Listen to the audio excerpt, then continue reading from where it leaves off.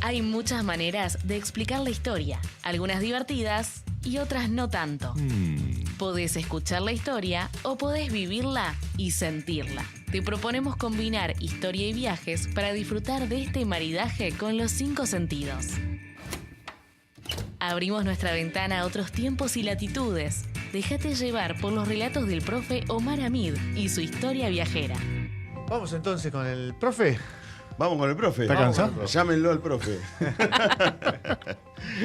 Bueno, un poquito traerles la segunda parte y un poco para redondear y terminar con esto que comenzamos la semana pasada, que era Carué y el mar de Pecuén.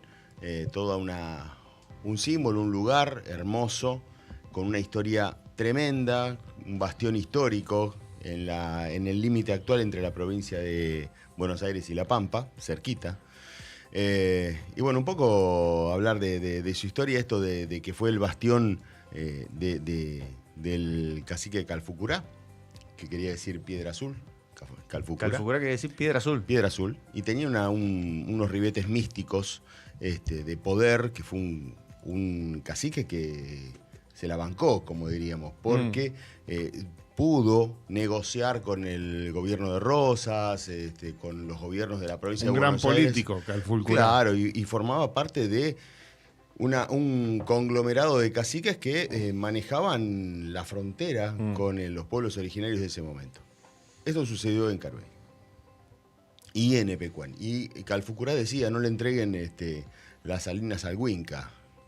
¿No? El Huinca es el blanco. Ajá, por el poder que tenían en cuanto a salar las carnes y demás para poder comercializar, y la carne iba para la alimentación de los esclavos, para el traslado de la carne hacia Chile, a lo que es actualmente Chile.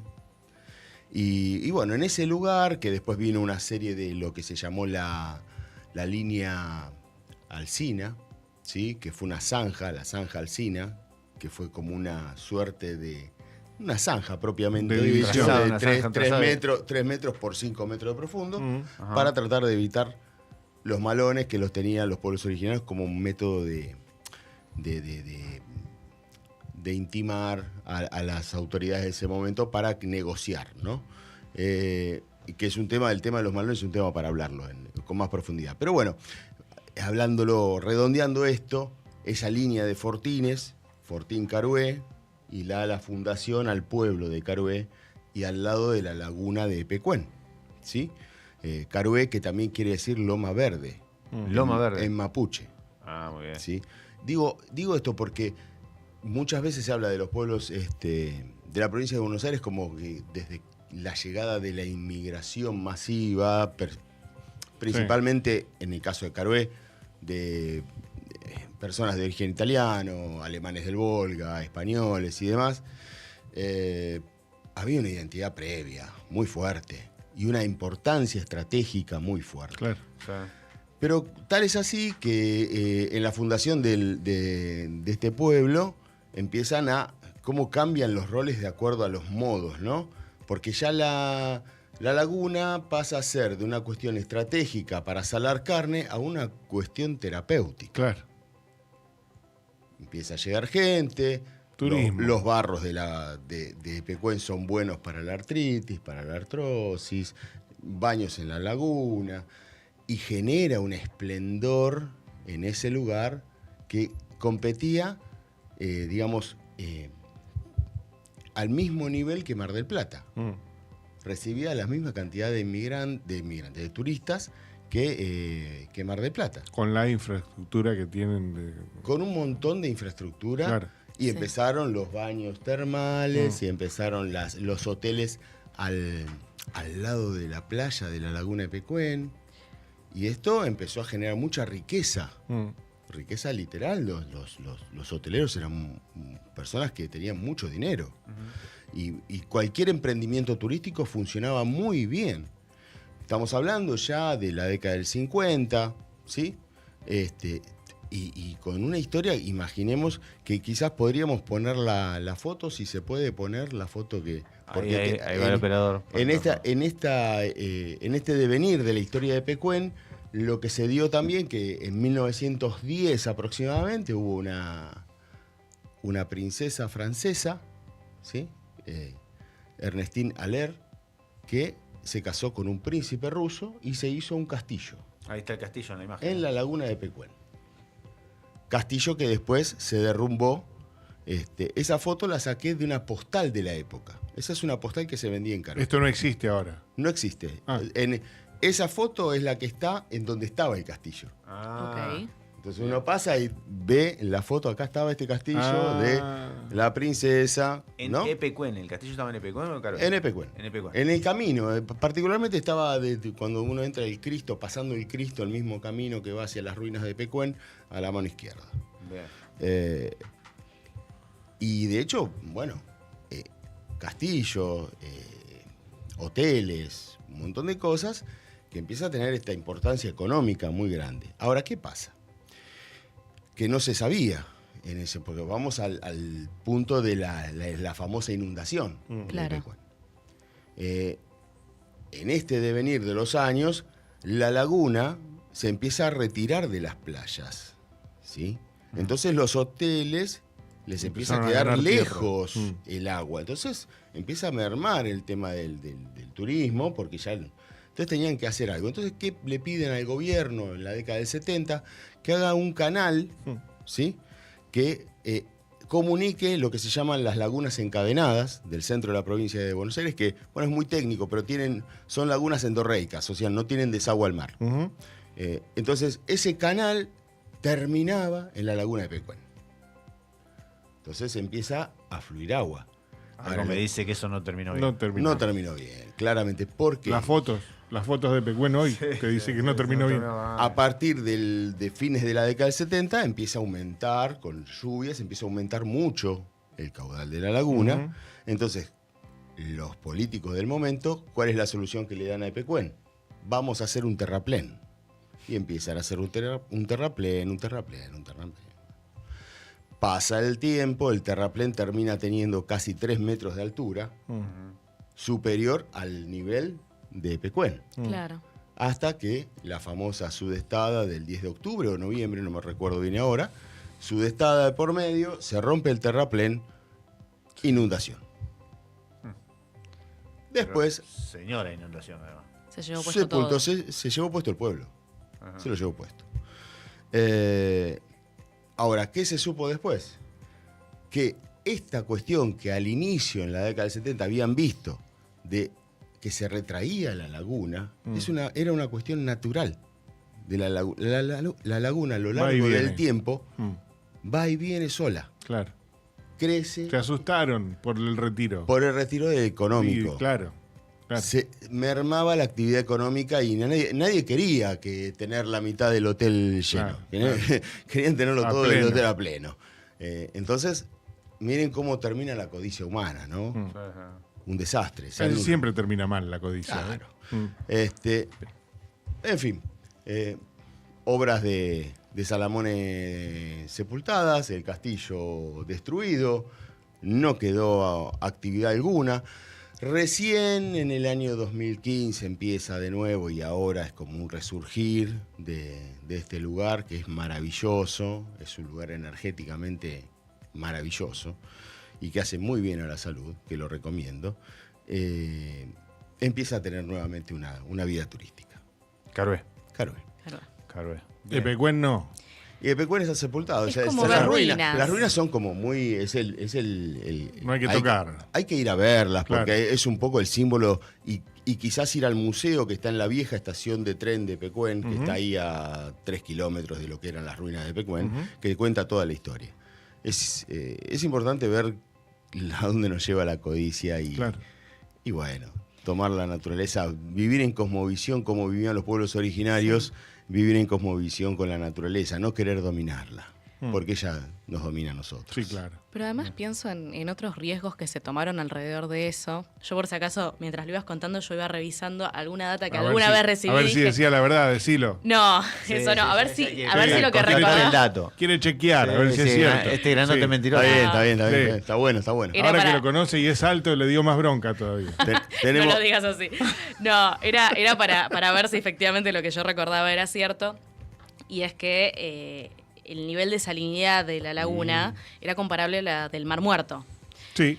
Y digo, hacer esta conexión con lagunas que quizás tienen hasta diferente salinidad cambiaría completamente las propiedades del mismo sistema hídrico. La gente no sabe eso, señora. La gente necesitaba pagar el hotel. No pasa nada. Después lo demás de... claro. Si Pero- hay más sal, menos sal, ¿quién va a ir a probarla? Pero quiero decir, era otro tipo de riesgo porque ya cambiaban las condiciones. Ah, sí. En la actualidad volvió a tener la misma nivel de salinidad Sí. de antaño, digamos. A la miércoles, Por bueno. eso- por Porque eso- el canal este ya no está Bueno. más.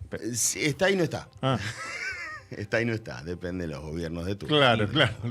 ¿Actualmente la gente va y hace inversión o...? Sí, hay un recreo, hay hoteles termales, hay un balneario. Es hermosísimo. Bueno, ahí está el tema. Cuando fui hace muchísimos años, todavía no estaba el balneario. Ah. Entonces vos para hacer inversión tenías que pagarle unas bañeras a los hoteles, digamos, que supuestamente el agua venía de ahí. Pero Sí, tenía, va de ahí, tenía el sí, tema sí. del hotel, ¿viste?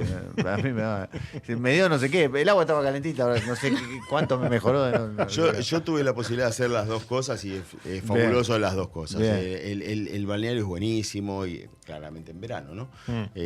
Y el fenómeno que se da de sublimación de la sal también es un espectáculo maravilloso porque queda toda la sal en la costa. Parece nieve, que Qué no bárbaro, lo es. Es la salinidad y las propiedades que tiene que son como equiparables a las del Mar Muerto, ¿no?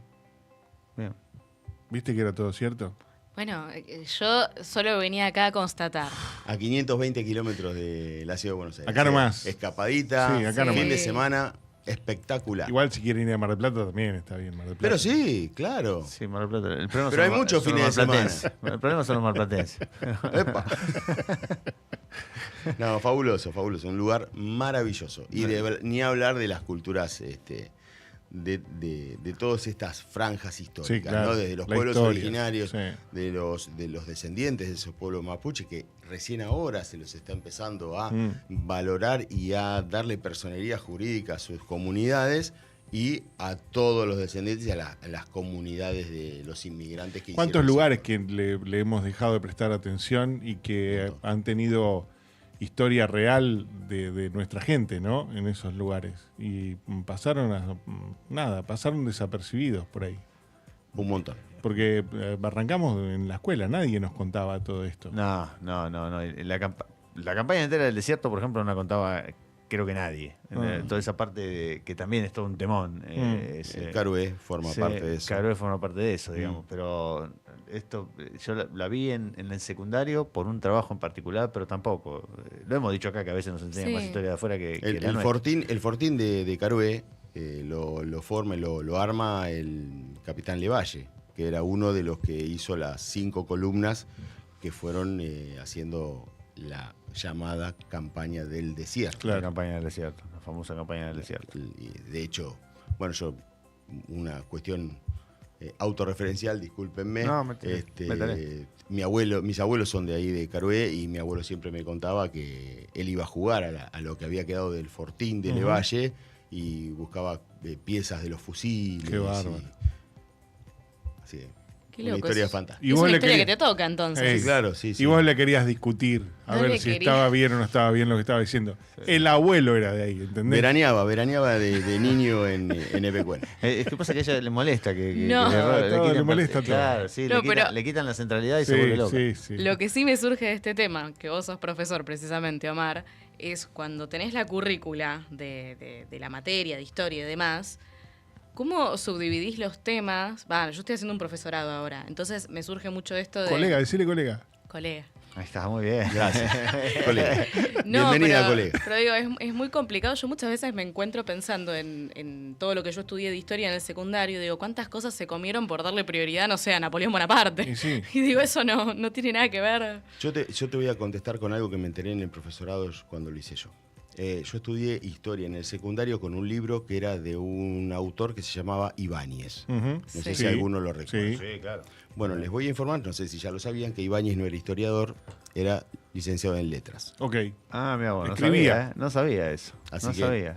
así aprendimos historia. ok. Ok, Con un buen licenciado en letras. está bien. Eso resume bastante. Después, bueno, por suerte, vino el revisionismo histórico y ahora tenemos acceso a cosas más Sí, profundas. te pregunto, ¿y cómo se enseña ahora historia en las escuelas? Porque historia cuando estaba en la escuela, cuando era chico y estaba en la escuela, te decían, vamos a estudiar historia de, no sé, historia mundial, tienen que comprarse el libro de Ibáñez. Y todos nos compramos el libro que nos decía el profesor. Sí. Digamos. ¿Eso sigue siendo así? ¿Cómo es? En mi ejercicio de la docencia no, en la provincia de Río Negro no, se estudia por áreas. En un área de ciencias sociales convergemos 3 o 4 profesores diferentes, geografía, historia, filosofía, economía, Bien. con miradas diferentes sobre un hecho. Se estudia historia argentina, sudamericana, básicamente, no mucho más. Y la europea que tuvo eco en Argentina. ¿Y el material para los chicos No, es libre? Es libre. Claro, Nosotros, Hoy bueno, con el bueno. acceso que tenemos a todo es que en también. realidad la información está Claro. al alcance de todos. Sí, hoy está. De una forma. Sí es importante guiar. Sí es importante guiar a dónde. Claro. ¿Dónde vas a ver? Wikipedia, bueno, déjalo. Mm. Déjalo. Todo bien con Wikipedia, ¿eh? Sí. Ayuda, pero déjalo. Querés un poco más de profundidad, andate a otras páginas. Claro. Es que la idea de Wikipedia, la idea es fantástica. Que te Es mantenga muy buena, ¿eh? claro, el no tema estoy de en contra de Wikipedia, ¿eh? Claro, No estoy en contra de claro, Wikipedia, ¿eh? claro. Ojo. Claro, Sí, pero que es te- muy superficial por ahí, muy, Claro, muy por pero arriba. Claro, no te da mirada, no te No. da contexto político, No. no te da un montón de cosas que son necesarias para estimular el pensamiento crítico. Sí, Que eso claro. es lo importante. Sí, No claro. el hecho en sí. Sí, Wikipedia es para informarte, digamos. O sea, para, a sí. mí me puede servir que sí, el Sí. capitán Levalle hizo el fuerte de Carué. Está bien, listo. ¿En qué contexto lo hizo? ¿Por qué? Claro. ¿A quién obedecía? ¿Qué quería? ¿Qué buscaba? Mm. ¿Dónde terminaron los mapuches? Cuidado que te las estaban va a preguntar todas, No, aquella, no, no. pues está buscando eso. ahí? No. No, pero digo, Charlemos, no soy el dueño de la verdad, no soy el dueño de la verdad. pero digo, la complejidad que hay detrás hoy en día, que tenés además todo lo que es la inteligencia artificial, lo complejo que es hacerlos pensar directamente a los chicos. Sí. Y además vos mismo poder comprobar que realmente están pensando y no que le pidieron a la Lo inteligencia que pasa artificial que hay le dé una opinión. Lo que pasa es que hay que enseñarles a pensar cómo trabajar con la inteligencia artificial. O sea, no que la inteligencia artificial sea el motor de ellos, sino ellos el motor de la inteligencia artificial. El nuevo rincón del vago. Bueno, Lo que pasa es que no podés ir con los estudiantes desde un lugar de traigan en un trabajo práctico su opinión Claro. y la opinión la pueden copiar de otros lugares. Tenés que trabajarlo vos en clase. claro, Entonces te vas a dar cuenta claro. qué estudiante le transitó el conocimiento o no. Sí, Mm. sí, porque ahora Porque sí- si no, si te dedicas a llevarte la parva de trabajos prácticos, y seguramente vas a tener mucha cosa copiada Sí. Sí, sí, sí. en las clases. Pero es que esto viene a colación de que hay que repensar todo el sistema educativo. De Ah, un montón de sí, cosas bueno, que claro. las trajimos acá, pero el tema de la inteligencia artificial potenció todo este tener que repensarlo. Repensar cómo das las materias, repensar cómo calificás, repensar y repensar. Repensar cómo no pierdan la educación. Porque viste que a veces funciona a la inversa, ¿no? Que buscan, se creen lo que le dice la inteligencia artificial y después van repitiendo. Sí. Y quizás... bueno, el otro día hablaba mucho en los medios de que hay gente que usa la inteligencia artificial como terapeuta. Y que es Una barbaridad. No, pero que es una pésima terapia. Sí, Porque por eso, es una, una locura. tiene un sesgo de aprobación y de confirmación continua. Vos le decís a la inteligencia artificial, no estoy de acuerdo con lo que decís, y tu respuesta es, tenés razón. Tienes razón, sí. ¿Y viste que decís? Entonces estás No, haciendo no. un trabajo de historia y le decís, pero para mí en realidad San Martín no cruzó los Andes. Tenés razón. Sí. Y así es muy, muy, muy difícil. ¿Cómo incorporar en las aulas? Este es el principal desafío, cómo incorporar la inteligencia artificial en las aulas. Porque se viene eso, porque es así. Pero para eso habría que cambiar, lo hemos hablado acá, pero hay que cambiar la mentalidad también de los profes. ¿Sabes? Porque todavía Yo me creo, choca, se yo siguen creo que tomando. algo interesante para explorar es el uso en clase de la inteligencia artificial y el debate. Mm. La Creo mesa que redonda. puede llegar a ir por ahí. Sí. Es interesante verlo, no desde el punto de vista academicista de la cantidad de conocimiento que puede escribir un estudiante en un trabajo, sino darte cuenta en la charla. Mm. En la opinión y en el conocimiento que llevan ellos, sí. Bien.